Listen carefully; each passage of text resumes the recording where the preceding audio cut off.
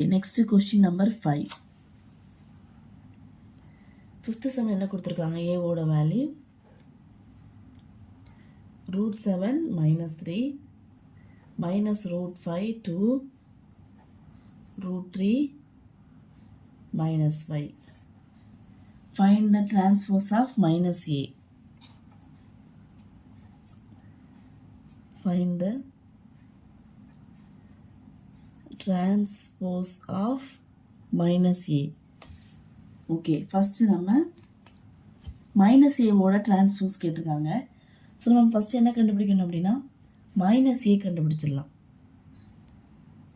transpose of -a ஓட transpose.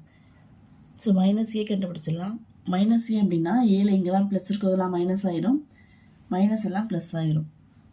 So இது -√7, இது 3, இது √5, இது -2, இது -√3, இது +5.